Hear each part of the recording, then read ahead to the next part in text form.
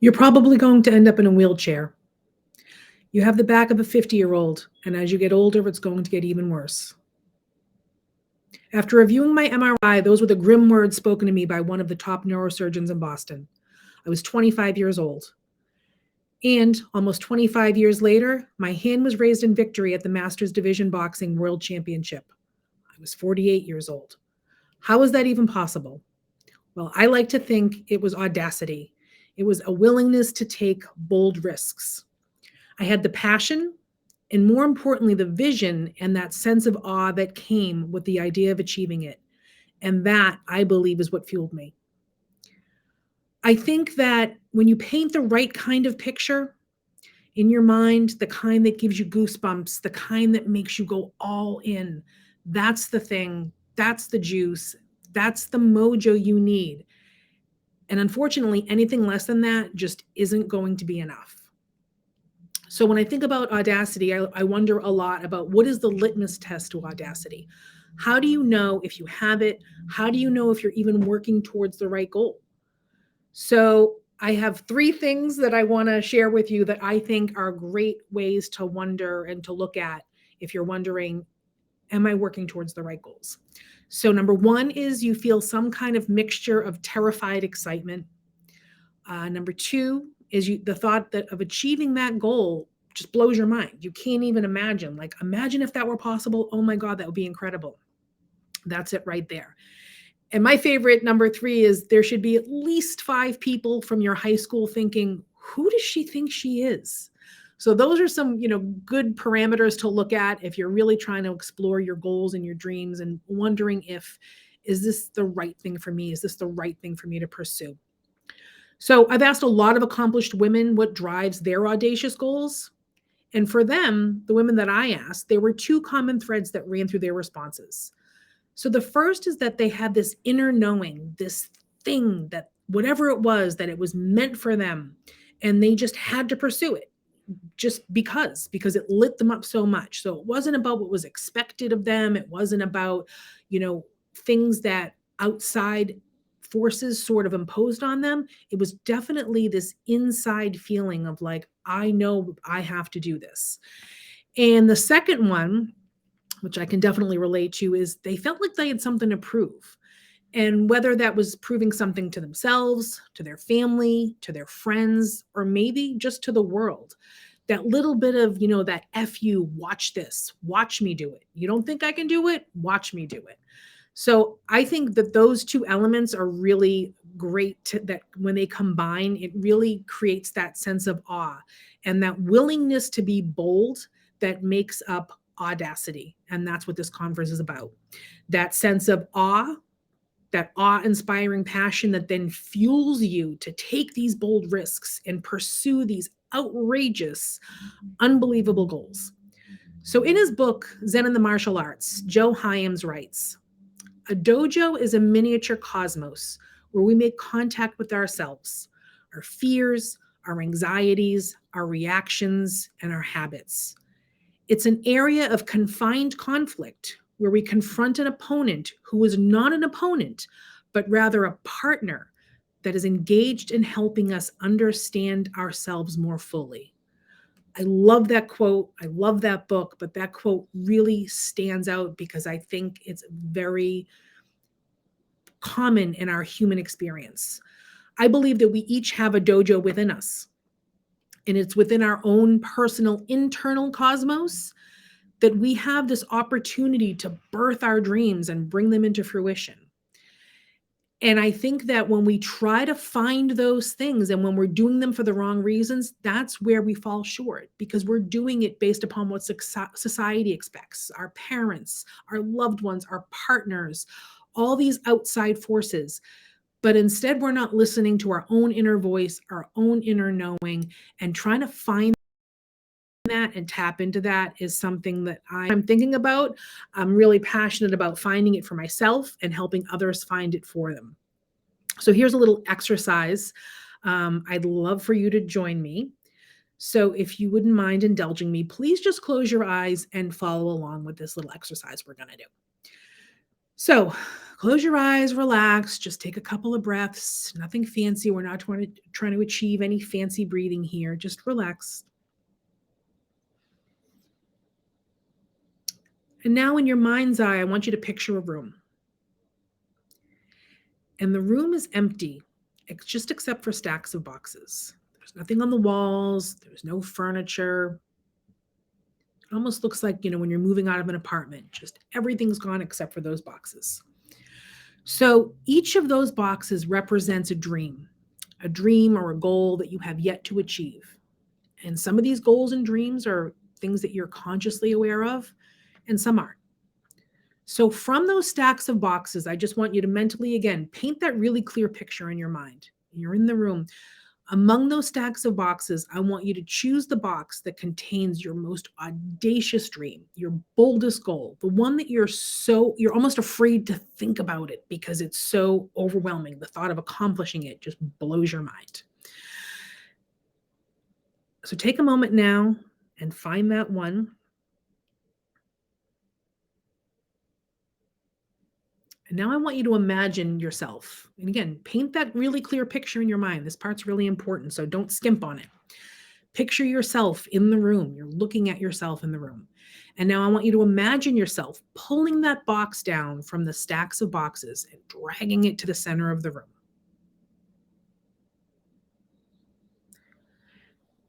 And now I want you to open the box. And as you open the box, I want you to imagine that as you do that, whatever this dream, this goal that's contained inside here comes true as you open it. Just like magic, there it is. It's real. It's happened. And take a moment now to really savor what that would feel like.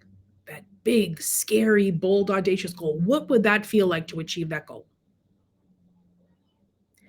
And now I want you to just again mentally paint that picture in your mind. I want you to drop a line from that box in your mind down to the spot in your body where you feel that sense of excitement or whatever that sensation is in your body, that you feel something when you imagine this goal coming true. Take a moment to do that. And just a little hint, if you're having trouble finding it, it's usually somewhere in your stomach, somewhere in your chest. But find that feeling and connect that line from that box down to that feeling in your body. Now take a moment now to do that.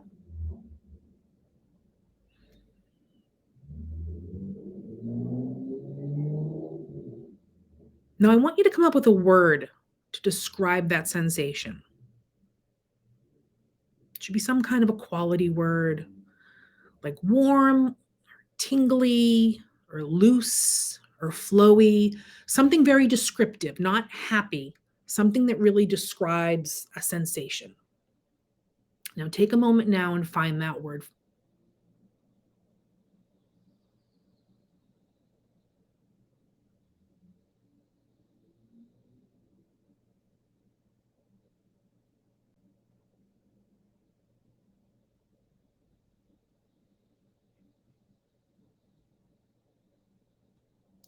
Now I'd like for you to ask yourself, what is it about this dream, this goal, that makes me feel so whatever the word is? So, for example, if that feeling in your body when you think about achieving the goal is tingly, you could ask yourself, what is it about this goal that makes me feel so tingly? What is it about this dream that makes me feel so tingly? Again, whatever your descriptive word is. Take a moment now, ask yourself that question.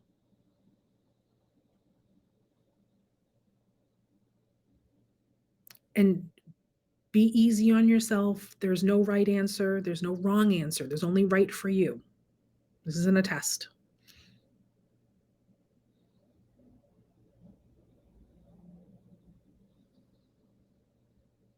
And whatever comes in, whatever information you get, I want you to accept it without censoring it or judging it in any way.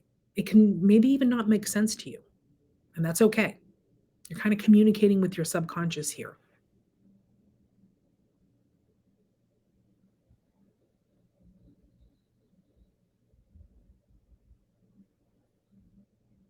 And now I'm just going to ask you to take a final moment to really feel that sense again, feel that sense of possibility, feel that mixture of excitement and awe of what that would be like if whatever that goal is or that dream is actually came true. Just take a moment there to sort of really cement it in your mind and in your body.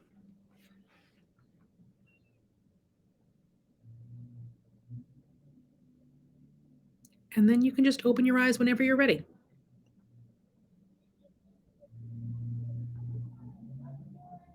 So, how was that? How did that feel? Did you feel anything? Did you find your word? What was your word? That's something to think about going forward. If that's your word, that's your thing, then that's your barometer. So when you're confronted with something, should I do this? Yes or no? Does it conjure up that feeling in me? Then it's yes. Does it not? Then it's no.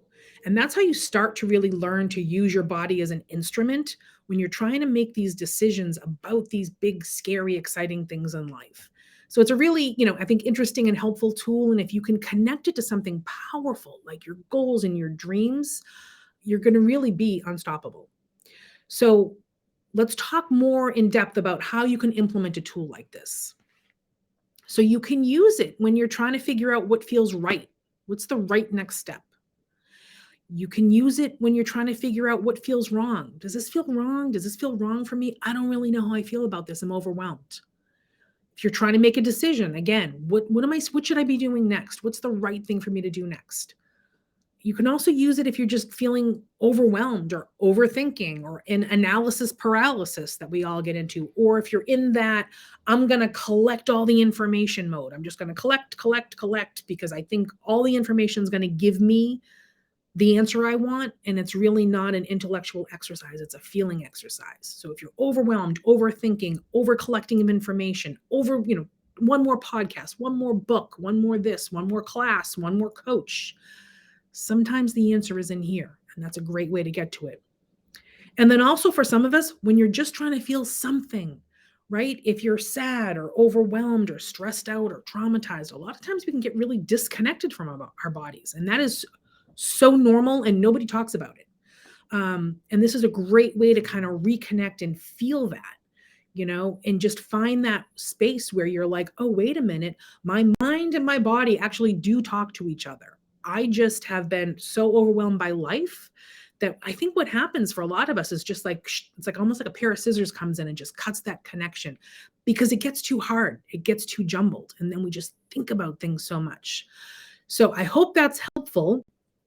And that's a helpful tool that you can implement. And like the best part about it is that you can do it anywhere, anytime. Nobody needs to know you're doing it. It's not a special practice. You don't need a special yoga mat or a special breathing thing. Super, super easy, super simple. And honestly, the better you get at it, the more you do it, the better you get at it. And the better you get at it, the better information you get. So when you really tune into this like an instrument, it's amazing the information you can get. So moving on a little bit. So I would like to know from you, I want you to think about, do you have an audacious goal? Do you have something that's so big? And if you don't, how can you tap into it? Do you know how you can tap into it? Do you want to create something that's so audacious and big that you're blowing your own mind? So if you're in that category of like, I want to have something that I feel passionate about, I want to have something that's so powerful, it just moves me. And it basically allows me to completely bypass any of those things that get in the way, like analysis paralysis, like imposter syndrome. I just want to be able to have something that lights me up so much that I override my supernatural human tendencies to sell myself short, think I'm not good enough, think I'm not worthy enough, and think I don't deserve it. That's what I'm looking for. So for those of you that are in that spot, I'm talking to you right now. So how can you do that? How can you tap into your own audacity? So first one is right off the top, don't ask for other people's opinion on what you should do. Stop asking. We're so used to asking for permission. Stop. You are your own best expert. And if you're not and you don't feel like it yet, learn how to be. because anybody, doesn't matter who they are or how close you are to them or how well you think that they know you, they don't know what's inside here. Only you know that. So stop asking for everyone's opinion. Now, also, in addition to stop asking for everyone's opinion on what should I be doing? What should I do? What should I do? Another thing you also get is a lot of unsolicited advice. So stop listening to unsolicited advice. If you're in a conversation and someone says, you know what you should do? No. Thank them for their advice and just move on. Lots of well-meaning people, if they're made aware that you're on this kind of quest, they're going to say, you know what you should do? You know what you should do?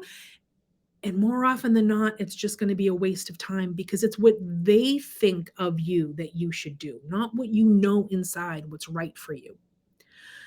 Now, this one is hard, especially with family and people that love you. But if you're doing something that maybe be perceived as a little bit risky or dangerous, like I did, like I'm going to start boxing, I'm going to get punched in the face. So when well-meaning people in your life worry, ignore them. If you have this passionate vision and you can paint this picture so clearly in your mind that you can see it, you're going to succeed. They can't see it. So they're just going to have fear. They're going to operate from this place of fear and they're going to say, don't do that. You're going to get hurt. This is going to happen. Bad things are going to happen. No, no, no, no, no. Don't listen to them, because if you have it, if you have that goal that is painted so clearly in your mind and you have that passion that you're going to pursue it, you are going to succeed. So don't fall prey to the fear of other people in your life. Moving on, the next one, and that exercise we just did is a little bit of that. Learn how to listen to your body. Okay? It's going to guide you to the right choices for you. So this isn't about listening to other people's opinions or listening up here. What your mind is telling you, listen to your body. You know, all those expressions exist for a reason. Butterflies in your stomach, or, you know, the expressions like that. Those all exist for a reason, because our body is a sense of infinite knowledge and wisdom, but we are in a society where we are conditioned to ignore all that. Start spending time tapping into that again and learning what the different things feel like for you. So moving on a little bit of a different direction here, resist the urge to figure it all out before you start. We all want to say, oh my God, I want this goal and I want it to look like this, and then I'm going to do this, and then I'm going to do that. And then if it goes wrong, then what? You don't need to figure it all out. You don't need to have the end game all figured out. Resist the urge to figure it all out. Learn to trust and learn to go with the flow, letting go of that control. God, is it so hard? It's so hard. I know how hard it is, because control equals safety. When we're in control, it makes us feel safe. It's a trap. It's a trap. Don't fall for it. Allow yourself to lean into that trust and just say, I'm just going to see where this takes me. I'm just going to ride this out and see how I feel. This one, I'm so guilty of. Stop researching, stop information gathering, stop resource gathering, and stop waiting for the perfect time. We think, again, this gets into control and safety issues. I feel safe if I have all the information. I feel safe if I read all the right books, take all the right notes, listen to all the right podcasts. Nope. Sometimes you just have to take a leap of faith and trust that the universe is going to guide you. So don't waste your time and energy and resources collecting all these things and waiting for the right time. The right time is now. The right time is as soon as you have that thing that feels so powerful, start taking action, start moving. And that leads me right to my next one. Take action early and take action often. It doesn't have to be perfect. Take imperfect action. Take one step towards the goal. It doesn't matter how small it is. It doesn't matter. But it needs to be an action, something that's measurable. Not, I thought about this for 2 hours. Thinking is not an action. You have to pick up the phone, make a phone call, type an email, do a Facebook post, Do an Instagram live, do something. It has to be some kind of action, and you need to figure out, like, what can I do to build this momentum so I can move towards this goal?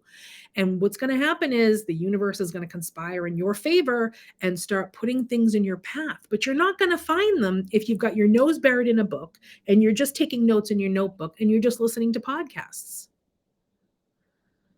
So, and our keynote speaker, Heather Parody, coming up, is a podcast host. So I apologize in advance, Heather, for telling people not to listen to you. Heather's wonderful. She's got great resources. But at some point, you got to take some action.